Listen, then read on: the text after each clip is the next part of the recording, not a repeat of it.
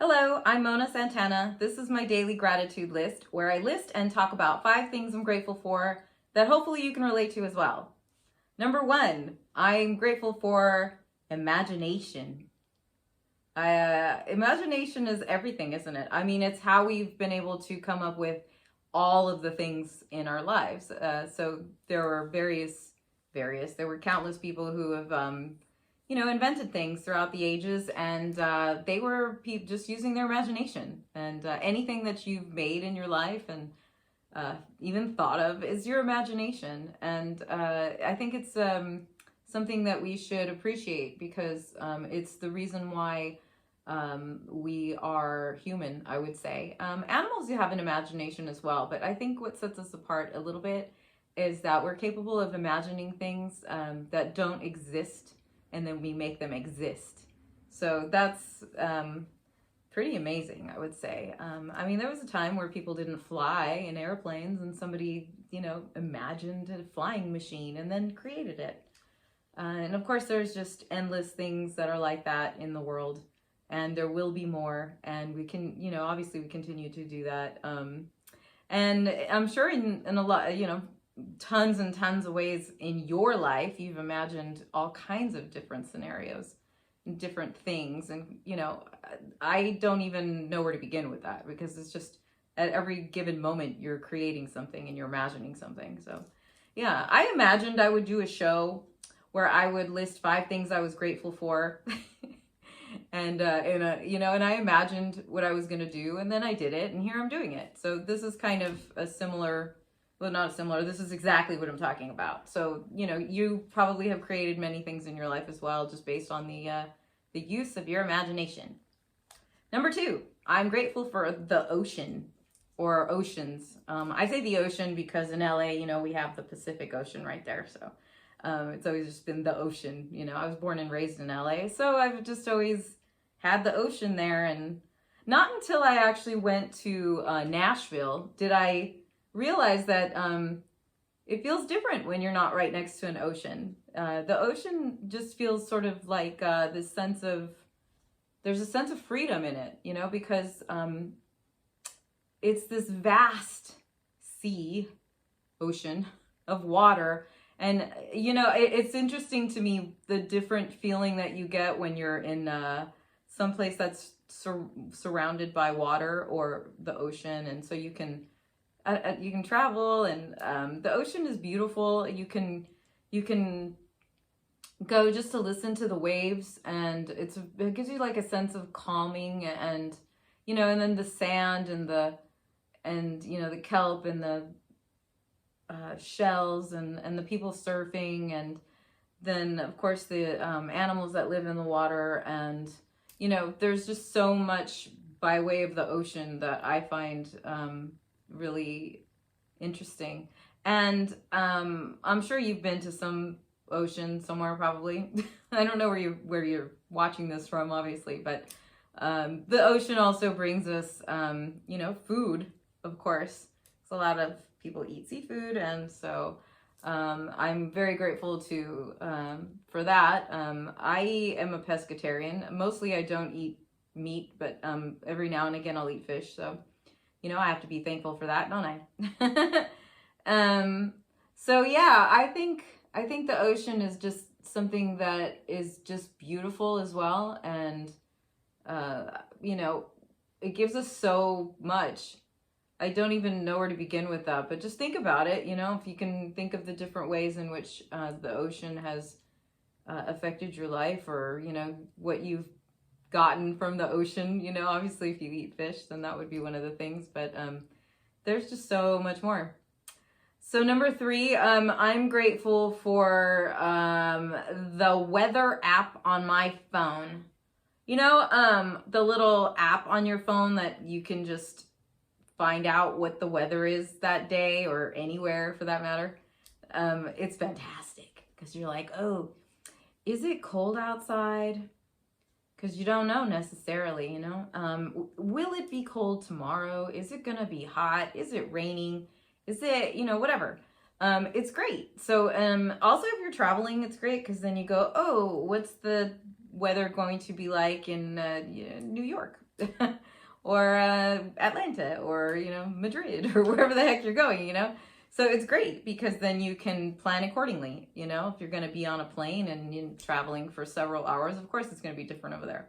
So I love the weather app on my phone. I use it a lot. I use it pretty much every day. And so I just thought, oh, what did I do before that? I don't remember. I really don't know, but I love it. I think it's such a convenient thing. So I'm grateful for the weather app on my phone.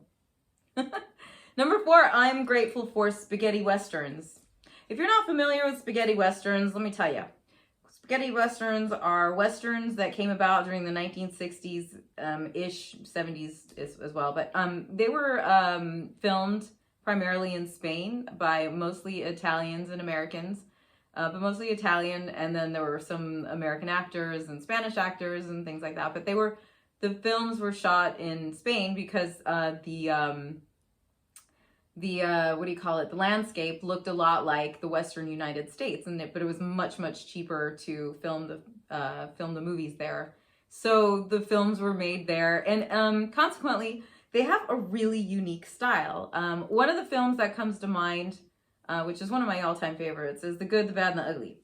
And that's probably the one you'd be most familiar with if you aren't familiar with spaghetti westerns. But if you're not, maybe just look into it, because one of the things that's really cool about it is, of course, this style, because it was Italian. So it was very different than the American Westerns because, they looked really cool. And I really liked that a lot, It was something I grew up watching, and I've just always really loved spaghetti Westerns. So I also think that they have actually influenced us quite a lot. We just don't realize how much. But they were actually quite influential in a lot of ways. So maybe pay attention and see if there's like in some capacity you're noticing, oh yeah, that was because of the spaghetti westerns, And that actually also the reason why they were so cheap to film in Spain at the time was because Spain was in a dictatorship, and so it was just a totally different time in Spain, and so all of those things came about because of this random group of events that happened all at the same time. And so, there's only really a short while where you can find spaghetti westerns, but, it's pretty much in the 60s. And so, of course, that's going to appeal to someone like me because I've always really loved the 60s.